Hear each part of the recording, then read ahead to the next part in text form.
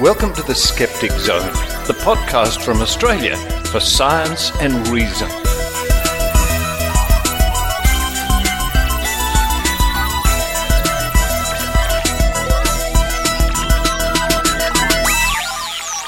Yes, it's the Skeptic Zone podcast, episode number 588 for the 19th of January 2020. Richard Saunders here with you, coming to you this week from Bend, Oregon. And I'm walking along a road near Thunderwood Ranch with Brian Dunning. Hello, Brian. Hello.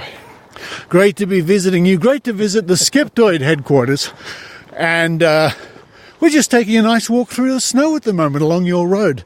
The snow's falling. It's just covered everywhere, this beautiful white powder snow. It must be tough living here, Brian. But why are we taking a walk along the side of the road? I think you've left out Exercise. part of the story. Surely, just exercises. We're not exactly dressed for this cold weather at the moment. There's a long story, folks, and one day. However, the story you want to hear is what's coming up on this week's episode of the Skeptic Zone. Well, in no particular order, Maynard reports from Skepticon 2019. Once again, with Steve Novella and Jay Novella from The Skeptic's Guide to the Universe, our good friend Lara, Benham, and linguist Dr. Lee Murray. Also this week, our reporter Michelle Franklin talks about rock stacking, Mandy-Lee Noble on fad diets for the 2020s, and I catch up with our old friend Pontus Bockman from the European Skeptics Podcast, who tells us about a weird sort of personality test popular in Sweden. Now, Brian, I must say we're very fond of Pontus because in the last hour or so, he actually sent us money so we could have a beer in his honour. Thank you, Pontus. A fine example that many others should follow. I totally agree. Whew. It is brisk out here, but the beauty is just sublime. It's hard to describe what we're walking past. Rocks and trees covered with snow. The road is completely covered with snow. And we're nearing the entrance to the Skeptoid headquarters. Wow. Whew, it's cold, but it's just beautiful. So while we run inside and possibly have a very warm drink, Brian. More than probably, yeah. I hope the rest of you enjoy this week's episode of the Skeptic Zone.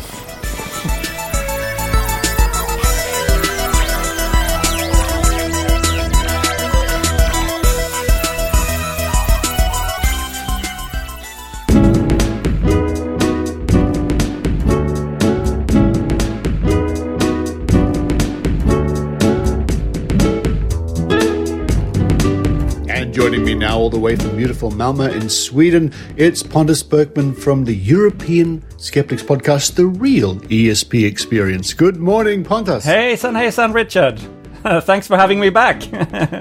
Of course, you're always welcome on the show anytime, Pontus. Thank you very much. And today, of course, but today before we get to the topic in hand, for those people who listen to the Skeptic Zone, of course, would have heard over the years various promotions for the European Skeptics Podcast. You passed a big milestone in episodes. How's the podcast going? It's going very well, very well. We just passed the 200th episode, so we're now starting our 5th year online, or whatever it is. And it's wow. Good, yeah. So it's a weekly podcast, yeah. Yeah. I'm sorry, that's just so surprising to me. I remember when you started, and now you're telling me it's 5 years ago. That's crazy. Yes, really. Oh, it's 4 years ago. We're starting our 5th year now, so... right, no, yeah, of course, I understand. It's still crazy. Yeah, it is. Well, it's a weekly thing, and we do it every week. It's hard work, but it's fun, and we think we're doing something to, and help the skeptics movement. What we're doing is we try to focus on European events and European pseudoscience and European skepticism, and try to tie together countries that you may not hear about too much if you're just in the English-speaking world, such as Czech Republic and Italy and what's going on in Portugal and so on. What is this annual award that the Swedish skeptics give out? Just like you do in Australia, you want to you want to highlight certain things that happen during the year. In Sweden, we give out two awards. One is Enlightener of the Year, somebody who's been doing something good for science and advocating rational thinking, etc. And then we have one satirical award as well, which unfortunately doesn't translate very well. It's for people who have confounded the public in a way, and we have a very good word for that in Swedish, but we can translate it as confounderer of the year, even if I know that's not a word, but you see what I mean. So the award is like the Australian Skeptics Bench Spoon Award. Exactly, that's what it is. So in Sweden we have the Confounder of the Year. How does that sound in Swedish? It's för årets förvillare. Förvillare is a confounder, and apparently it's just a Swedish thing because we have a very specific word for it.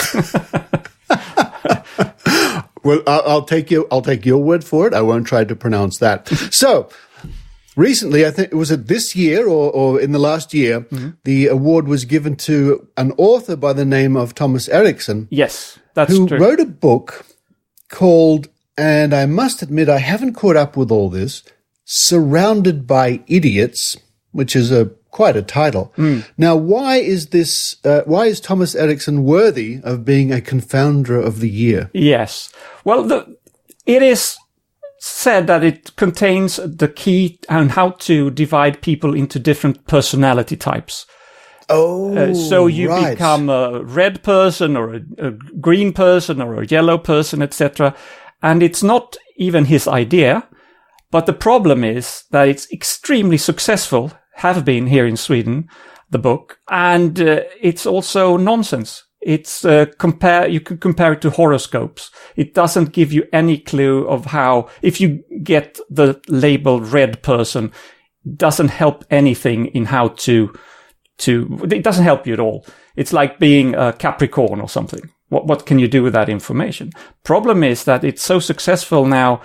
I think it's has sold close to 1 million copies and Sweden only has 10 million inhabitants. Must be a copy in every third household, and it's getting into people's everyday life as well. It's used by recruiting companies. It's used by team building exercises. It's used even in marriage counseling, and it's all based on nonsense. That's extraordinary. And you're saying the personality test. Now, this is something I haven't caught up with yet. The tests are known as DISC or DISA. Yeah, yes. Do you know what is that meaning? I mean, how do you do this test? How are you labeled, a red person or a green person or whatever? Yes. So the D stands for dominant. And then there's the I is influential. The S is steady or submissive. And the C is compliant. And sometimes the last one is called analytical. So then it's DISA. So it's DISC or DISA analysis. And this was invented in the 40s. Not by Thomas Erikson, by the way, because he wasn't born. By a guy called William Moulton Marston, who was the same guy who invented Wonder Woman. So there was it's a very interesting person, and he just sat in his study and made this all up. It's not based on any studies. It's not based on any science. He didn't try to test it or anything. He just said, "This is how I think it is," and it's very simplistic. You basically grade people in two dimensions. The first one is task focused or people focused. Apparently, you can't be both. You are either or. And the other one is if you're active or reflective. And based on how you, after his ideas, there were later developed tests with self-reported tests that you answer a number of questions and then you get your score and you become either a red, green, yellow, or blue person. But the problem is, and I'm not a psychologist, but I know a few, and the ones I've talked to say that in psychology, we really don't want to put people in different personality types. We're very careful with that. What we're talking about in psychology is different behavior. And that behavior can be very different in different situations. It can evolve over time, etc. So it's very, very hard to classify people into certain personalities. Well, as you were reading to me, or as you were telling me all about this, all the red flags in my mind are shooting up straight away.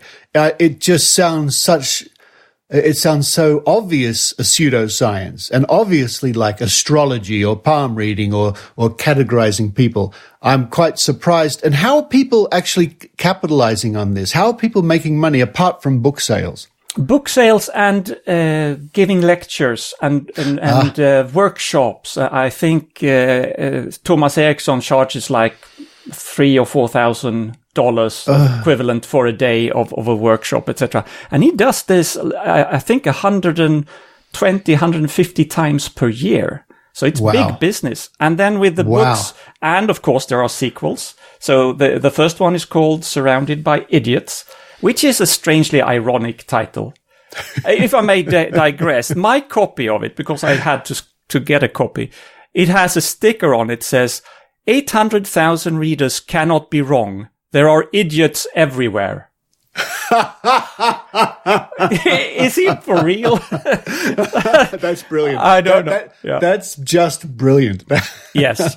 And, of course, there are now the sequels, Surrounded by Psychopaths, where he says that if you read this book, you can diagnose a psychopath in about 15 minutes, which is probably not something you should try to do. And then there is the next sequel called Surrounded by Bad Bosses, why good leadership is so rare. But then I guess he found out that bosses or managers are good people to buy books. So he didn't want to alienate them. So he quickly wrote another sequel called Surrounded by Lazy People, why some co-workers never get things done. So he wants to sell this to everybody. Of course, and I'm seeing now the whole premise is that you're good, you're okay, you can be green, yellow, red, pink, blue, doesn't matter. It's the other people that you're better than all the other people, or you can be better than all the other people. Again, I'm amazed how obvious a pseudoscience this is. Now, what else have the Swedish skeptics been doing? I presume you've been trying to get media attention to this or something? Yes, we have. We've also pointed out that last year, even after we gave him this shame award, we have found that the Swedish government or Swedish official organizations such as regions, the regions in the healthcare and others have spent millions of Swedish kronor, which is, let's divide it by 10 to make it into a dollar. So over $1 million that's what we found, and there's probably much more on his lectures on other companies selling the same kind of thing, also dividing people into red, yellow, and green people, personality types. Again, Pontus, I'm still amazed by hearing all this. I couldn't imagine coming up with a more obvious pseudoscience than this. Just divide people into colors is a handy way to do it. Yes. And I would imagine, though, there should be a straightforward way to test if this system actually works. Yes, but he's careful not to do that, of course. And actually, I think it has been tested or tried, but it has never panned out. The problem, and the reason I wanted to talk to you and your listeners as well, is that now as it's translated into English, we want to warn skeptics and people all over the world. It is available now on Amazon in Australia, Richard, and it's getting good reviews there because it's very attractive idea. And the thing is it's very attractive to think that by answering a few questions, you get the key to all your problems. So it's very much the case of a very complex issue having a very simple explanation. And you just read this book, and then you realize why you're failing at work, or why your wife is mad at you, or anything that can happen, right? So people love this, and you have to really point out to them that it is, if I may say so, bullshit. And you have to censor that out, but BS. Well, Pontus, I must say the policy of the Skeptic Zone is to be very family friendly, but there are certain terms in our society used in the right context which I think are okay, and I think that's one of them used in this context. All right. Thank you very much for allowing that. Yes. Well, thank you for the warning. Yeah. It's so hard to keep a finger on the pulse of every weird and skeptical and pseudoscience thing happening around the world, but this is a good warning for us. Yeah. We will... I'll make it my mission in the next little while to find out more about this, because it's just, as I keep saying, it's just so obvious what it is. And that's one of the things I like about having skeptical colleagues all around the world. We can certainly help each other out and let each other in on this information. Yeah. And to make it easier for you guys out there, we have translated a rather long article by an actual psychologist, Swedish psychologist, into English.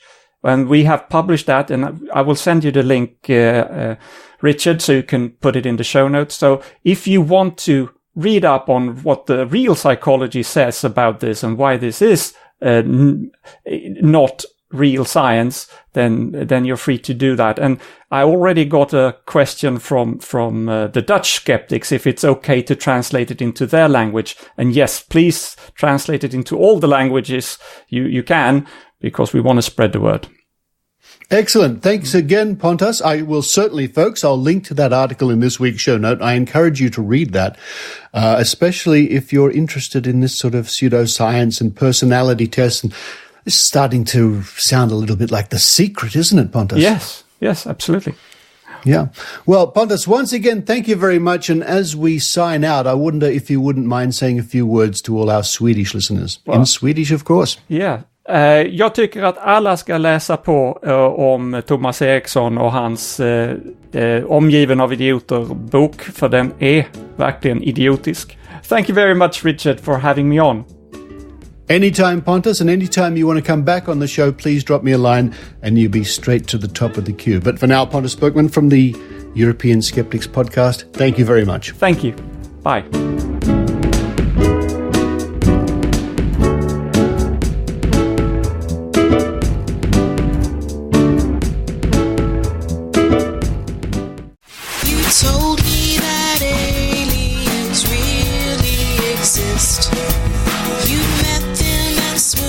Sziasztok! Всем привет!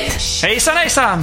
Have you ever wondered what skeptics are up to in countries where English is not necessarily the first language? Or are you interested to learn about some fascinating and sometimes very bizarre Europe-related facts, events, or people from history of skepticism? Or do you just want to know who's been really wrong lately? You can find out all about that and more on the award-winning show, the ESP, the European Skeptics Podcast. So, where can people find the show? You can find it online at theesp.eu, but you can also follow us on Twitter at espodcast_EU or like us on Facebook. Oh, and you can contact the show by sending an email to info@theesp.eu. If you want to subscribe, do a quick search for the European Skeptics Podcast on SoundCloud, iTunes, Stitcher, or wherever you get to your podcast. The European Skeptics Podcast. The real ESP experience.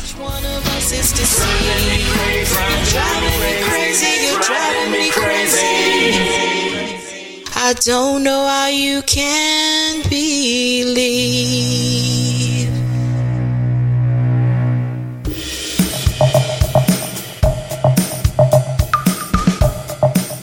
That looks good enough to eat. Or does it? Here's the Diet Skeptic, Mandy-Lee Noble. Hello, Skeptic Zone listeners. Mandy-Lee Noble here, dietitian and skeptic, reporting from Brisbane.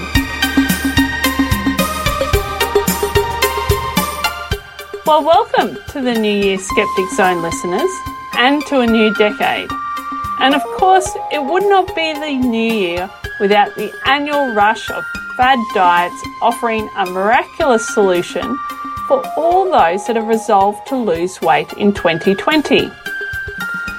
So to celebrate the new year in true Diet Skeptic style, for this episode of the Diet Skeptic Report, I will be unpacking the claims made by one of these magical offerings, the HCG diet. Originally formulated in 1954, but currently prescribed by both unregulated and regulated health practitioners in Australia. That is correct, Skeptic Zone listeners.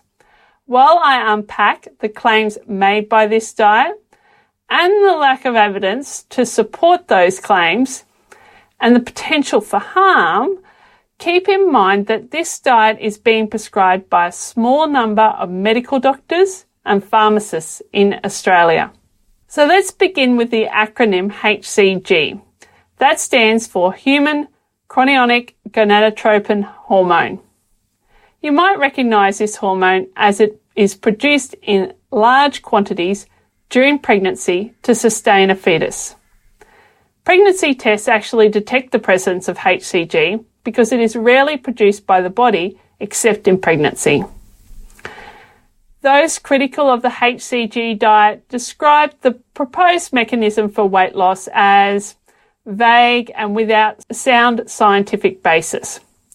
But from what I can gather, the theory is that because HCG is involved in the utilisation of fat stores to support a pregnancy, it is proposed that it will utilise the fat stores of non-pregnant people to be used as energy when they follow a very low energy diet without the undesirable effects of hunger.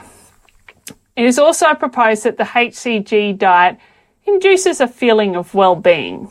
The HCG diet was first described as a treatment for obesity by Dr. Albert Theodore William Simmons in 1954 in his book titled Pounds and Inches, and in an article published in The Lancet in the same year.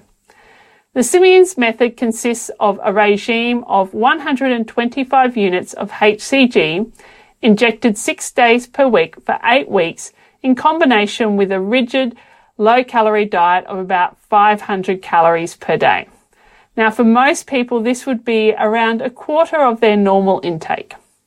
More modern versions of the diet offer HCG tablets or oral sprays.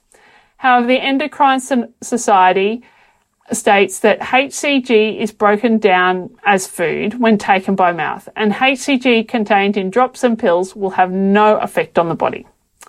There are also many alternative health providers that offer homeopathic preparations of HCG supplements, which, while no more likely to be effective, like all homeopathic preparations, would have a reduced risk of side effects. Now, the HCG diet, like many fad diets, has cycled in and out of popularity over the last 7 decades, peaking in the 1970s and then returning again in the early 2000s, with Dr. Oz promoting the diet on his television show. Advocates claim that the HCG diet achieves rapid and permanent weight loss, as well as fat redistribution from stomach, hips, thighs and buttocks and upper arms with minimal hunger. Those that follow the HCG diet often report a high level of satisfaction with the diet initially. However, any weight loss is achieved due to the very low calorie diet as opposed to any action of the HCG. And like all diets, the weight is soon regained due to the body's normal physiological responses to weight loss. Since the Simmons initial research published in 1954, there have been 2 published studies that have supported the use of the HCG diet supplement. However, these studies have been criticised for conflicts of interest, inaccuracies, and not being strictly double-blinded. A 1995 meta-analysis published in the British Journal of Clinical Pharmacology found 14 published investigations into the effects of the HCG weight loss supplements, of which 12 found HCG provided no benefit. Reading from the conclusion of that meta-analysis, we conclude that there is no scientific evidence that HCG causes weight loss, A redistribution of fat staves off hunger or induces a feeling of well-being. Therefore, the use of HCG should be regarded as an inappropriate therapy for weight reduction. It also goes on to say that restraints on physicians practicing this therapy can be based on our findings. These findings have been supported by a position statement from the American Society of Bariatric Physicians, stating that numerous clinical trials have shown HCG to be ineffectual in producing weight loss, and more recent reviews in the Annals of Pharmacotherapy and even the Journal of Dietary Supplements, a publication that you would imagine would be more inclined to publish articles that were sympathetic towards the effectiveness of diet supplements. In fact, the lack of evidence for the HCG diet was flagged as early as 1976, with the Food and Drugs Administration requiring simians and others to include the following FDA-mandated disclaimer on all advertisements. Weight reduction treatments include the injection of HCG, a drug that has not been approved by the Food and Drugs Administration as safe and effective in the treatment of obesity or weight control.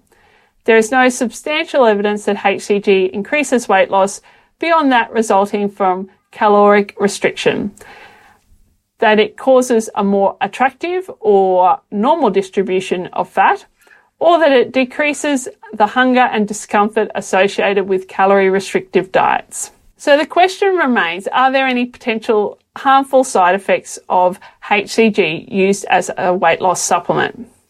The thing is, the use of HCG as a diet supplement is considered to be off-label, so there's little in the way of research or monitoring of its safety. But HCG is used in relatively higher doses in fertility treatments, and the risks that are associated when prescribed in higher doses include fluid retention, anxiety, adverse nervous system symptoms, testicular tumours, ovarian hyperstimulation, ovarian enlargement, rupture of ovarian cysts, multiple births, elevated liver enzymes, hypothyroidism, and arterial thromboembolism in rare cases. To sum up, it is clear that the HCG diet in no way represents evidence-based practice, and there is also a potential for harm. But the thing is, Skeptic Zone listeners, you are critical thinkers and informed consumers, so you were probably never likely to fall for this weight loss scam in the first place. However, many have, and sometimes under the advice of their treating doctor. So if you or someone you know is prescribed the HCG diet by a registered health professional, I encourage you to report it to the healthcare complaints body in your state. My own research for this report incidentally uncovered 4 APRA-registered general practitioners who are currently prescribing the HCG diet. Also keep in mind that if the HCG diet is being prescribed to patients during a Medicare-funded consultation, our taxpayer-funded health system is paying for it. Now finally, Skeptic Zone listeners, before I end off today, I trust that the majority of listeners have had a peaceful holiday. However, for those of you who've been affected by the bushfires in Australia, my heart goes out to you, and my deepest gratitude goes to the volunteers and community organisations that have been the true heroes while Australia has been gripped by this crisis. So as always, thank you for listening. This has been Mandy-Lee Noble, the Diet Skeptic.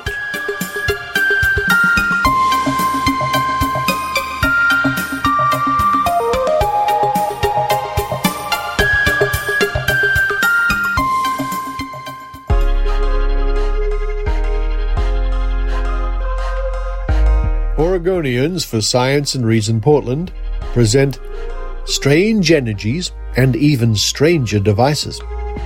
An Evening with Richard Saunders. Monday, the 20th of January, 6 p.m. to 9 p.m. Alberta Street Pub, which is at 1036 Northeast Alberta Street, Portland, Oregon. Grab a beer or dinner and join fellow scientific skeptics for an evening with Richard Saunders. Doors open at 5 p.m. Can mysterious new age energies make your car run better, rid your house of rising damp, diagnose your illnesses, improve your performance on the sporting field, and even make your wine taste better? Saunders looks at claims being made in the name of energies unknown to science. Now I have to read this bit because, it's in the blurb. About Richard Saunders. International expert on scientific skepticism, Richard Saunders from Sydney, Australia, is the host of the weekly podcast, The Skeptic Zone, now in its 12th year. He is a documentary filmmaker and one of the stars of the top-rated Australian paranormal TV show, The One, The Search for Australia's Most Gifted Psychic. I wonder if that'll ever come back. He's an origami expert and invented Origami Pegasus for James Randi. He is a life member of Australian Skeptics Inc., a Centre for Skeptical Inquiry CSI Fellow, and was part of the James Randi Educational Foundation's $1 million prize committee. That's Strange Energies and Even Stranger Devices. An evening with me, Monday the 20th of January, Portland, Oregon, at the Alberta Street Pub. And I will add a link in this week's show notes.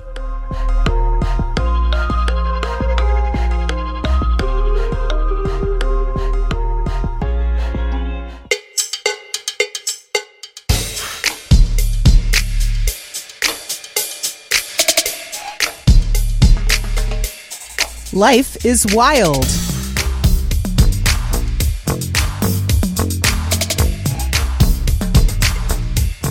With Michelle Franklin. There's something undeniably beautiful about a massive boulder, perfectly balanced on top of a smaller one, defying millions of years of weather, seismic activity, and who knows what human or animal activity that might have occurred in that time. And in the tradition of the Royal Society for putting things on top of other things, of course we like to copy this.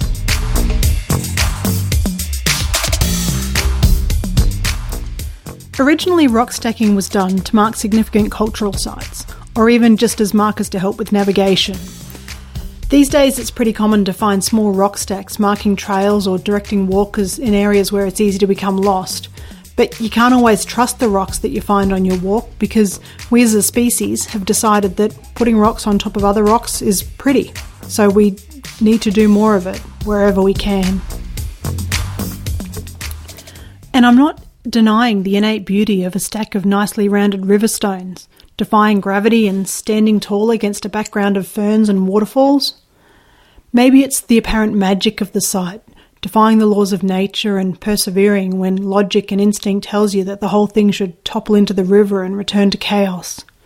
There is, of course, opposition to this activity, and the defence that I've seen when people challenge it on social media is the classic, what's the harm? I'm not taking, leaving or breaking anything, I'm just moving a few rocks a bit. So what is the harm? What's the harm in moving 5 rocks, making a pretty little tower?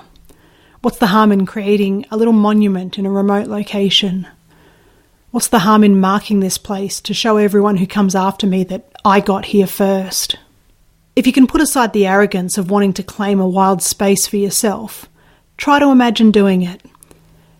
You decide to go visit that ancient piece of nature in that remote location, that giant boulder balanced on top of the smaller boulder that's been there for millions of years. And you make the difficult trek, planning to find this pristine piece of untouched beauty and build your little monument beside it. And luckily, thanks to modern GPS technology, you know when to ignore the false trail markers that the previous walkers have left, so you don't end up lost in the wilderness and you achieve your goal of reaching this remote and untouched piece of nature, only to find 72 rock stacks piled up neatly at the base of the site.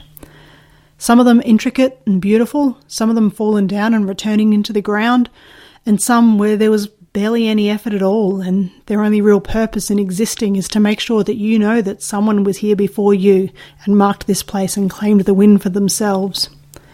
Okay, fine, that might be a bit dramatic, but honestly, when I go to a natural place, the last thing I want to see is this modern, supposedly eco-friendly version of graffiti saying, I was here first. So I'm not going to do that. But say you really like the look of rocks on top of other rocks and you really want to take that once-in-a-lifetime photo when you get to some remote, untouched place. What if you do it and then afterwards you carefully replace all the rocks back where they used to be? Is that okay?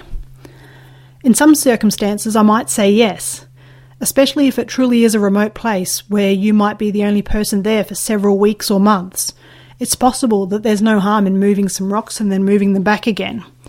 But in many cases, there are circumstances that mean that this activity would actually be quite harmful.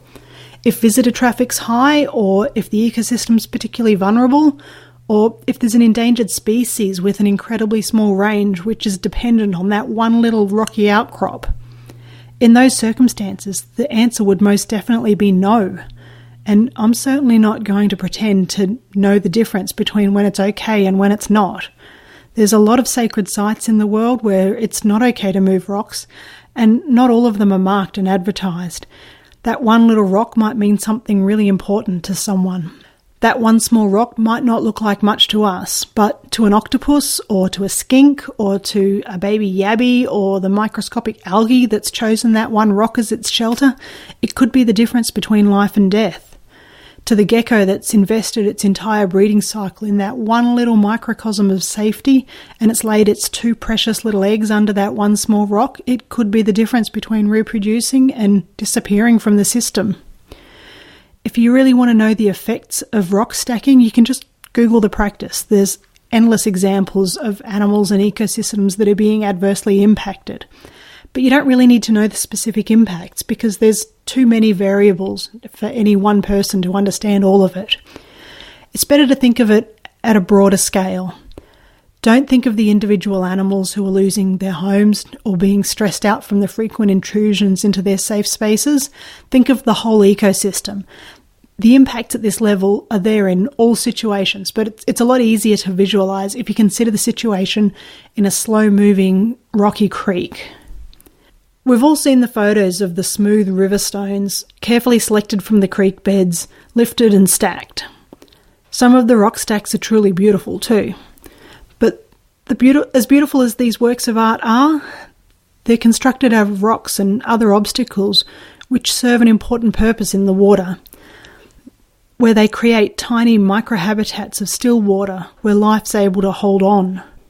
Not just an individual fish that could swim to another rock if there's any left, but all sorts of animals and other life forms, some of them too small to see, use these rocks as nurseries to protect their vulnerable young, and this has an incredible knock-on effect. Imagine one section of a stream that is accessible to humans, so the rocks all get periodically stacked, photographed, and perhaps even returned. It might look pristine and untouched, but underneath those rocks, there's fewer eggs for the next generation of fish. There's fewer tadpoles sheltering beside them in the next generation of frogs, and less food to support pioneer species that are attempting to recolonise this disturbed habitat. Birds stop visiting, frogs stop breeding, and animals are essentially driven out of the area, and it becomes an empty space where life doesn't re-establish because the footholds keep getting shifted about. Then imagine this practice continues for 3 or 4 years.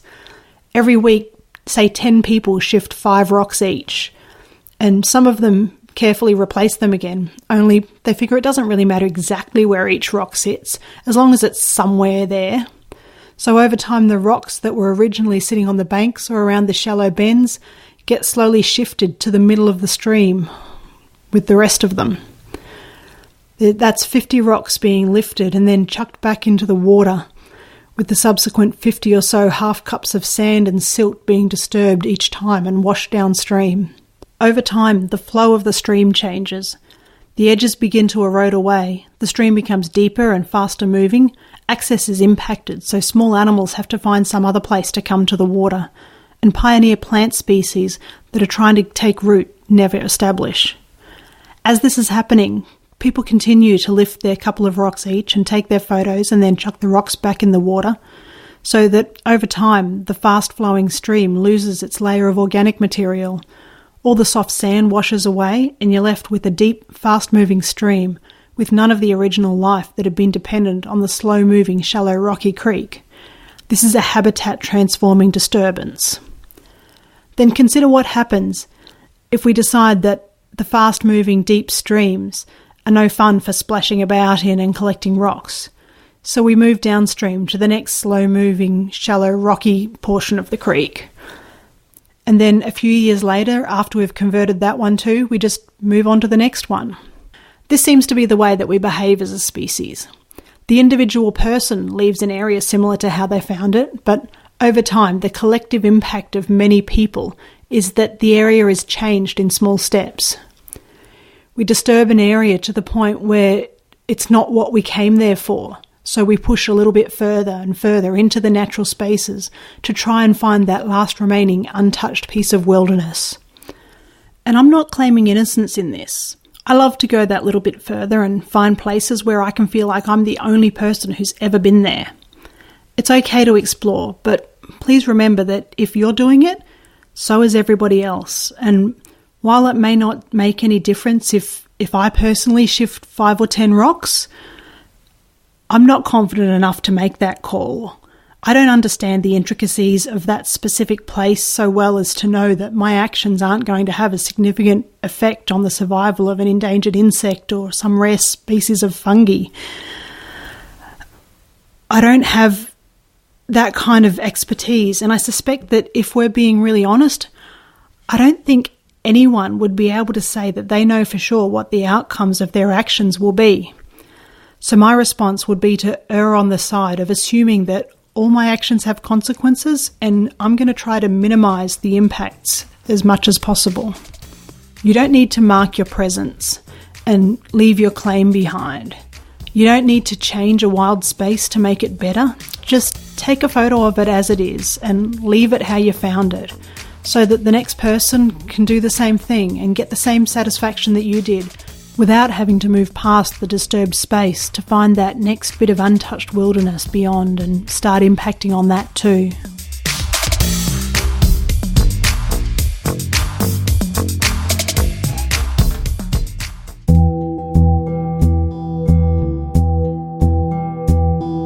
Now here's some news from our friends at the VIII Skeptics, Skeptics Cafe. On Monday, the 20th of January, the Skeptics Cafe present Framing the Capricious, the billed response to infectious diseases in Victoria between 1850 and 1950.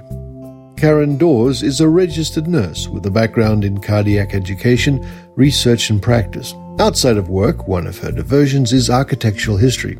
Professionally, one of Karen's main interests is around factors influencing practice.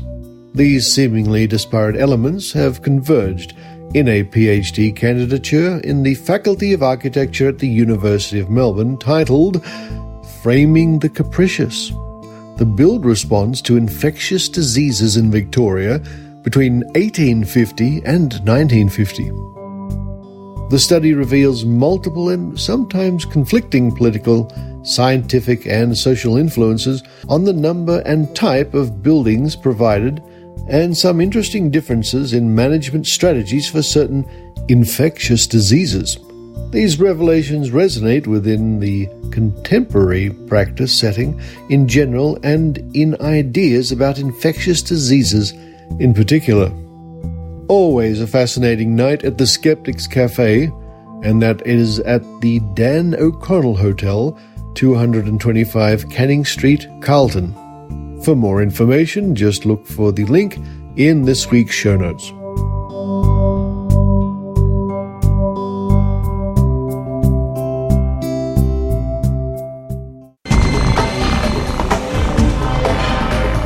Here's Maynard's spooky action at a distance. Because I want to ask you now, Steve, when you do these things, you all get farmed out to different tables. Right. What is the one thing that listeners either want to know about the people from Skeptic's Guide, or is there one episode or something you did that they go, well, what was that all about? Is there a typical question you get from fans? Yeah, they always ask me how I do as much work as I do. Like, I get that question every single time I'm at a conference. Well, because they go, yeah, you've actually got a career and you do all this editing and everything, so, well, how the hell do you do it? There's nothing magic to it. There's a certain number of hours in a week, and I work. it's actually not uncommon for academics to work 70 or 80 hours a week if you combine all of the stuff that they do. Do you actually have a marked out schedule for yourself? Yeah. Okay, I'm going to study for this period of time, this, that, yep. Yeah, absolutely. Is that fixed or is it pretty flexible? I mean, it's all my own time, so it's flexible, but I know when I'm doing certain work for the show, and I also, I know I have to finish my certain work at a certain timetable. It's like I'll say, okay, I won't, do any recreation until I've gotten this much done, because otherwise I'm not going to have time to do it. So just a little bit of discipline. There's plenty of hours in the week to do a lot more work than people think. I'd like to congratulate you on an essay you wrote a long time ago about how to argue. That's great. Yeah. That is really good. Yeah. Yeah, that's a fun one. And actually, what were you just asking Steve about there? You obviously had a question. Talking about the health service in Australia and how we have Medicare for all, but we also have a private option.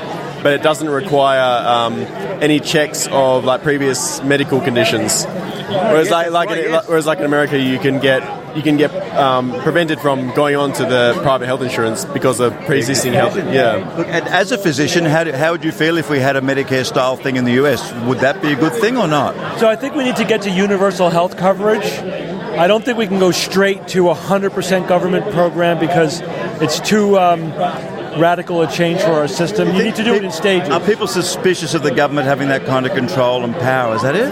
It's not the power, it's the bureaucracy, right? It's just that, could they pull it off?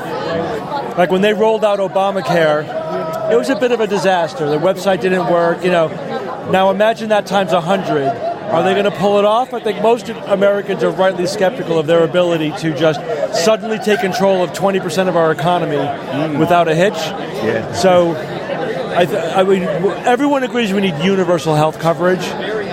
I think we should get there in stages to make sure that the system doesn't collapse while we're trying to do a radical change. And what did you think of Marianne Williams as a Democratic candidate there? She was a bit wooish. I thought, the skeptics would have had a bit of fun with that. Yeah, I know. She was like...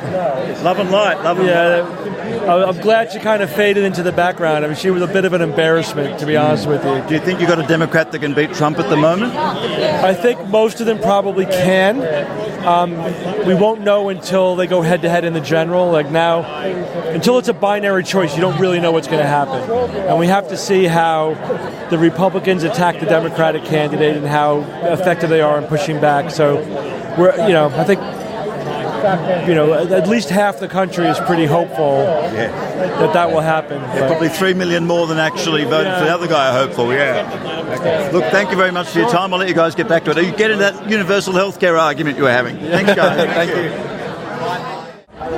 We don't. Hey, look, I was just having to have a chat to Steve because all you get farmed out to different tables, so you get to meet everybody. And I asked him, what is the one thing people always ask you or they want to know, or there's an episode? What's the thing people always want to know when they get you one-on-one about the show?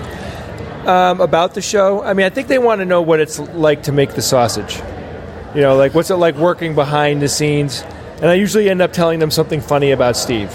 Right, yes. Because I know Steve as a human, not as, the head of the SGU. So Steve's my brother, and he's he's an asshole, you know what I mean? He's my brother, so we fight, we get into arguments, we disagree on a lot of stuff, we have totally different tastes, but at the end of the day, our mission is exactly in sync, and we love and respect each other. I was going to say this to Steve, but because he looks a bit straight, I'll say it to you. Your parents, your father, they had something magic going on with the way they've grown you boys up and the way they showed. Yeah, there's something about, I don't know much about your background at all, but something went on in that family that just clicked. My mom did this thing, I think we've said it before on the show. She had a word of the week. She had a little marquee, and she would hand put it in there, and so there was all that learning was a part of just what we did in the house. So you'd kind of come home and there'd be a word there, and it'd be your job to find out what it meant. Yeah, so she would, she would talk to us about it, and then would encourage us to use it, and she'd be saying it and everything. But that was just a little sample of all the different things that we would do. We would always be doing puzzles and things like that. So there was a lot of hands-on stuff, doing things as a family. And my dad, I mean, from the very beginning, that's where science fiction came from with all of us. I mean, he's the reason why we love science so much, but he did the right thing, and he started us off with science fiction. Well, do you remember what the show was? Was it a Twilight Zone, a Trek? Completely. Yeah. So there was a few things. I mean, as much as this sounds like it's not the right answer, but you remember the show In Search Of? Which is complete bad. It was horrible, but we would watch it and talk about it. And we would watch Star Trek all the time. But we would watch Lost in Space. But the one that goes all the way back is Forbidden Planet. Planet. So, hang on, so your skepticism is due to Leslie Nielsen? I mean, you can't believe, like, we watched that movie, like, the first time he showed it to us, my brothers and I ended up watching it, like, 3 times in a row. And then we talked about, like, going into detail about what was going on behind the scenes. So there was always an intense conversation. And then sitting around the dinner table, like, we would have these 2-hour conversations with each other. We'd get into, politics and science topics and everything. So my parents set the tone for all that conversation. And the show is that conversation. That's it. Are you getting ready to do that with your kids? I'm already doing it. We have this thing that we do now. I mean, they're young. I have a 6-year-old and a 4-year-old. So we do what was the best thing that happened to you and the worst thing that happened to you today. And then, you don't just get off by saying, oh, I liked school. It's like, well, what happened? What was so good about it? We want the details. And I make them kind of dig it. Even my 4-year-old, like, even if she's home all day, we make her, like, talk, what puzzle did you like to do? Why did you like it? What happened? So we make them talk and think and get the gears turning. Wow. So, okay, parents, you've been told that's how you do it. That's how you get a skeptic's guide to the universe. I hope so. And because I'm chatting with Lara here, and Lara loves a bit of magic, don't you? Absolutely. And do you like being mystified, or does it just drive you crazy that you can't work how the stuff happens? A bit of both, I think. I like to at least have a gist of what's going on. I like to, even if I don't know the exact details, to know that, they obviously force-picked that particular page or that particular person, even though I don't know the exact details of how they do it. I like the sort of mental problem of trying to work it out, but it's all in the presentation. And if they're very good at presenting it and it looks excellent and smooth, then it's just amazing. Have you got a type of trick you like a big special one like the bullet catch, or small close-up magic with the cards where you can see the person do it? What do you prefer? Small close-up. Something with their fingers where it's so fast and you know that they've had to put in hours and hours and hours of practice. I love it. Well, palming is the one I like. The fact that they can hold something and appear to move normally, where in fact they've got an entire credit card in their palm and they're waving their hand around. You can't see it and they don't drop it. I remember learning about that when I was younger and trying it and just realising just how difficult it was. For shoplifting in Manchester, that'd be handy, absolutely. I imagine. Yeah. That's exactly why. Look, we hear where people really start to tell the truth, which is out in the foyer while the auction's on. Because let's face it, everybody hasn't got that kind of cash that the skeptics have. And what is your name? Lee Murray. Well, look, have you been enjoying the weekend so far? I have indeed. It's been lovely. What's been the highlight? Ooh, I've been kind of shut away finishing my talk for a little while. So I think the conversations that I've been having with people at the opening function. Really? Yeah. So I've been having a lot of people ask me to pick their accents for them. And I got it right, thankfully. I managed to get rural South Australia. What's the hardest one to pick as far as Australian dialects go? Ooh, hard one. Probably the difference between Victoria and Perth. Oh, really? Probably the hardest one, yeah. And look, obviously you're keeping an eye on the regional trends. What's one of the new words that's emerged that we might not have heard yet that you've gone, wow, that's a good one? Oh, I don't really collect words so much, but I know that they're voting at the moment for the Macquarie, I think, Word of the Year. And I think one of the finalists is cancel culture, from what I've heard. Okay. So that was a new one on me. That's interesting. I have heard it a bit. I wouldn't have thought maybe the Macquarie did, because it seems more an American kind of thing. Yeah, I think so. I think we tend to be picking up a lot of these American things thanks to the internet. Cultural imperialism is ruling. Yes, exactly. Not so much our grammar, just our words we're getting over from over there.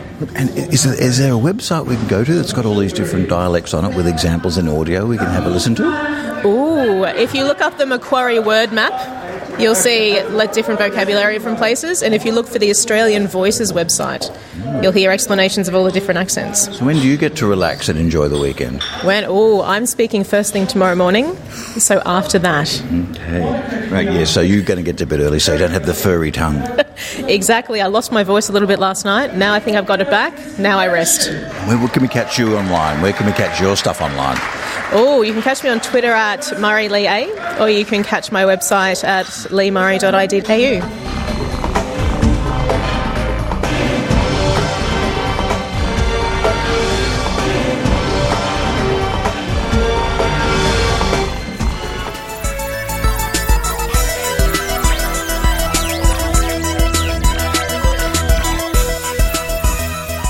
Thank you for listening to the Skeptic Zone.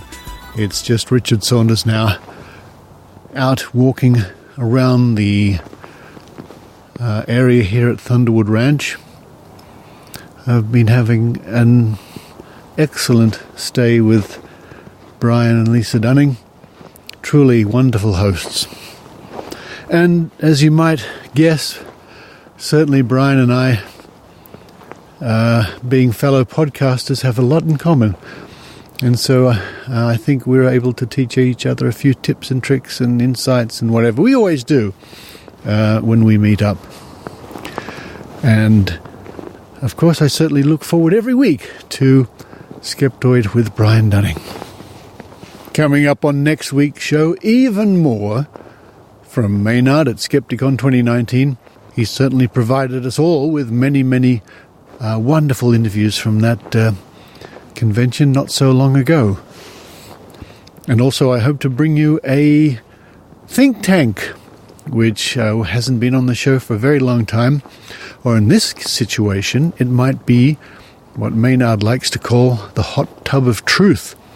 So with any luck, we'll get some interesting people, some thinkers, together in a hot tub in the snow, set up the microphone and record the flow of conversation. Doesn't sound too bad. And sometimes I reflect on the people you do meet in life. It's quite interesting, and it can be quite, serendipitous when out of the blue somebody else comes along and you find a very interesting person or people come into your life, and I guess that's all part of the adventure. I can just hear the wind now howling through the trees. It's almost dark. The snow has stopped for the moment. Oh, very lightly maybe. But where it's pristine, it's about halfway up my leg. And there are giant icicles hanging off the side of the house and here and there.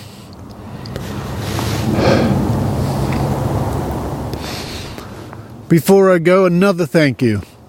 Heartfelt thank you to those people, and recently some more people, who contribute to the Skeptic Zone by PayPal or Patreon.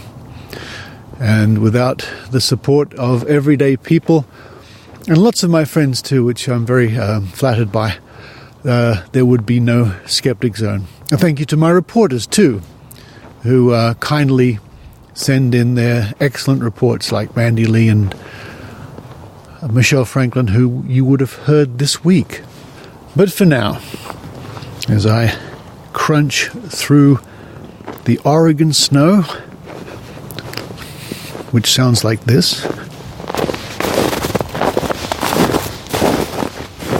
this is Richard Saunders signing off from Thunderwood Ranch. You've been listening to the Skeptic Zone podcast. Please visit our website at www.skepticzone.tv for show notes, contacts, and to access the back catalogue of episodes going back to 2008. You can follow the Skeptic Zone podcast on Twitter at Skeptic Zone, visit our Facebook page, or leave a review on iTunes. You can also support the Skeptic Zone via Patreon or PayPal. The Skeptic Zone podcast is an independent production. The views and opinions expressed on the Skeptic Zone are not necessarily those of Australian skeptics or any other skeptical organisation.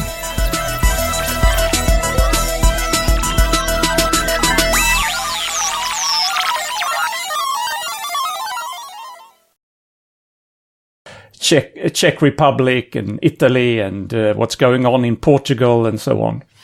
It's blown now. Brian Dunning has just come into the room.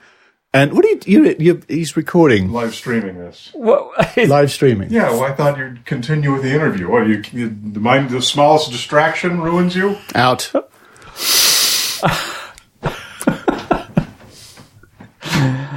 That's the equivalent of photo bombing. It's podcast bombing. What were you just saying? What was your last sentence? Oh, the European Skeptics Podcast.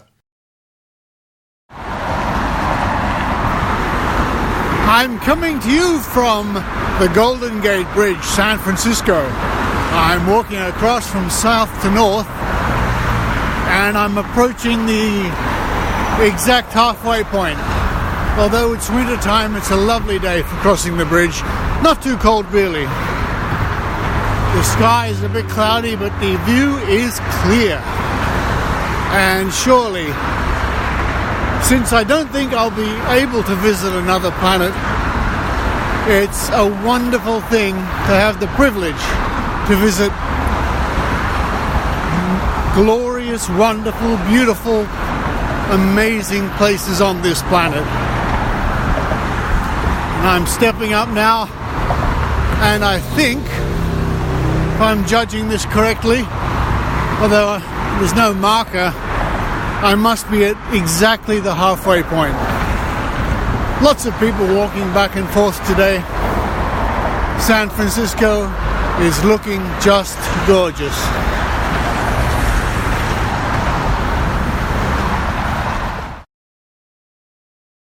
One more Easter eggs, folks, for this week's show. I'm with Brian Dunning, and we're going to play the dice game. I have a 10-sided dice, whatever you want to call it. Oh. All right. Brian is examining the Skeptic Zone 10-sided die there. Appears to be a normal die as far as I can tell. Well, you can be the guest thrower this week. We're going to throw it 3 times, and we'll invite our listening audience to predict, using psychic or any other powers, what number will come up. All right. Shall I go ahead? Yep. So everybody at home, in your car, walking the dog, walking the cat, walking the rat, right, predict, and the first number is? Do you want me to say it? Yeah. 3. 3. Okay, write that down, everybody, with your Skeptic Zone pen. Where does the prediction part come in? Do they? When are they predicting something? Before it's thrown. So before it's thrown. Everybody now. Oh, you could predict afterwards, but So everybody at home now is predicting what the next number might be. Now, some people, 1 in 10, have said 3. You see. Okay. And the next number is. Here we go. 4. Ooh, I'm detecting a pattern. Now, I'm making a prediction of my own for the next throw here. And what's that? Well, I'm not going to tell you, obviously. What? Here we go. Yep, last one. It is exactly what I predicted. It is a 7. It's a 7, and he predicted 7. Thank you, Brian.